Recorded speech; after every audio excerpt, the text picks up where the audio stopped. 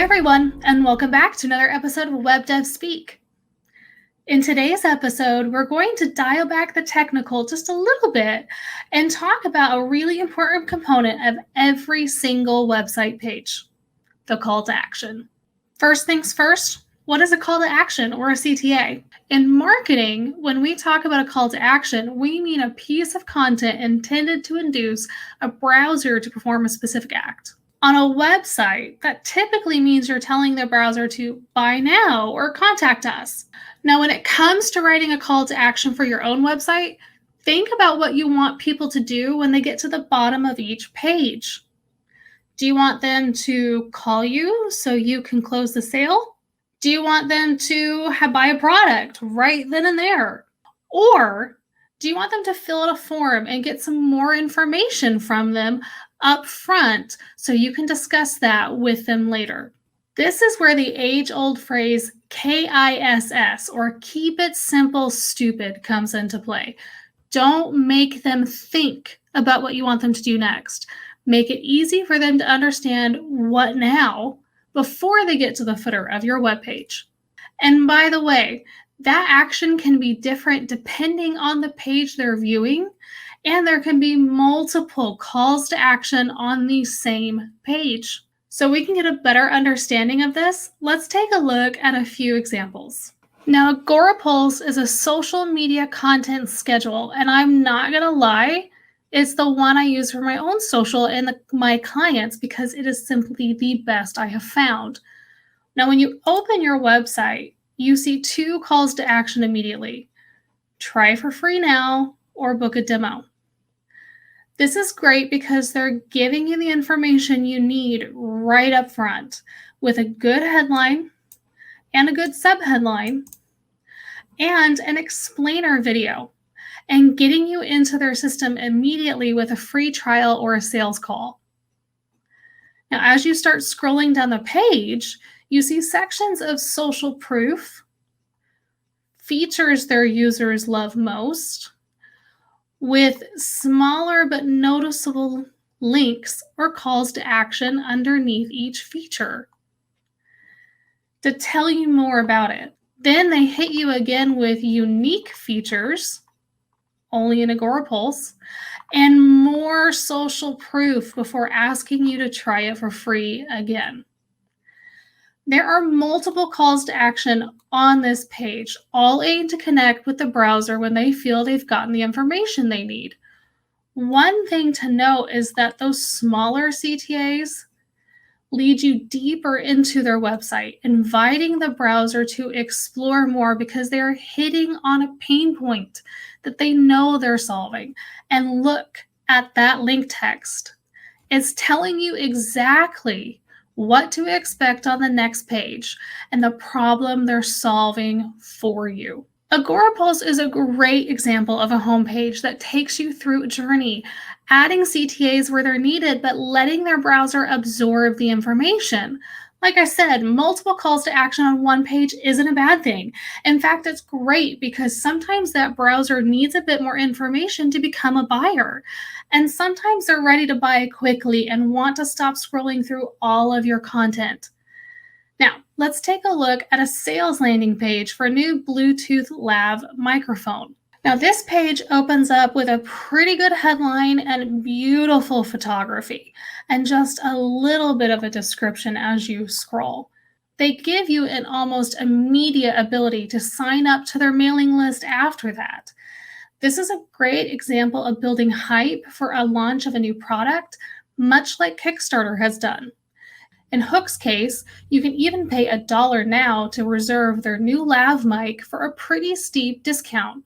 Now, as you scroll down their page, you see more blocks they aim to showcase how they're fixing a pain point of its target audience, content creators, and features of the product, including compatibility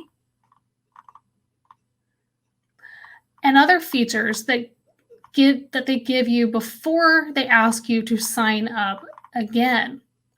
Now, I'd argue that they probably could have added a third sign up higher up the page, right about here, to prevent their browsers having to scroll all the way down.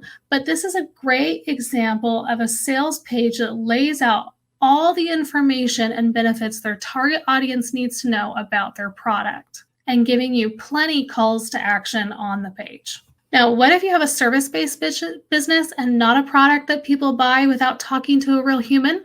Your CTAs might look a little different, but the concept is still the same. So let's take a look at one of my clients' websites. Nicole is a personal trainer, so you can imagine that a lot of her sales process happens in person. When you first land on her website, you get an immediate call to action to train with her, which takes you to her personal training page.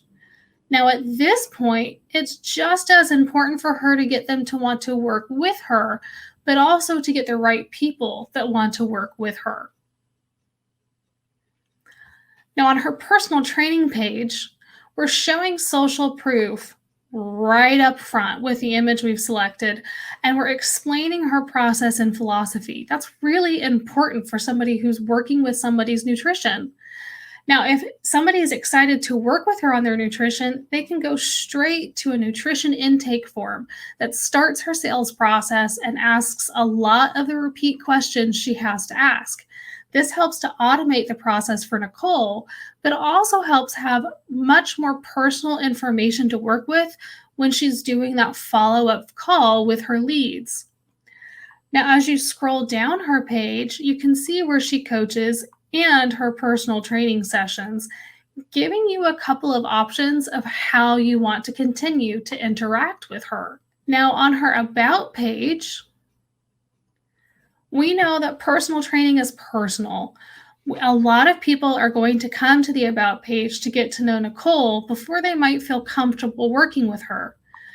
Your About page is a soft sell page, one to tell your story, connect with your browsers, and show some serious social proof.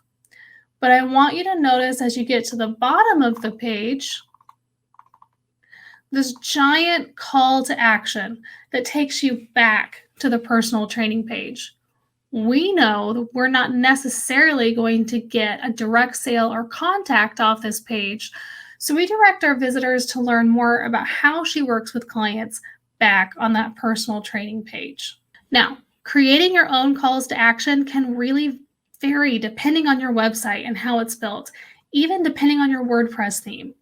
A few things to keep in mind as you look to add calls to action, though, are make them stand out with a contrasting color, even if they're a simple button or link. If you want them to call, give them a click to call phone number link. If you want them to buy now, tell them to buy now. If you want their email, give them an easy form and only ask for their email. The less they have to fill out, the more likely they are to do it.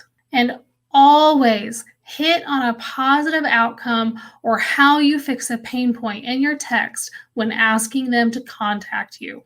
When it comes to calls to action, the number one thing you can take away from this is to not make your customer think. When someone is browsing your website, they've probably already decided whether or not they're going to work with you, they're interested in learning more about your company, or they want to sign up for a free trial. And they probably made that decision really quickly. Make those CTAs stand out and be direct in what you want your browsers to do. You'll be amazed at how a few simple tweaks can improve your overall conversions. Have any questions about how you can build calls to action in your website? Drop them in the comments below, and we'll see you next week for SEO 101.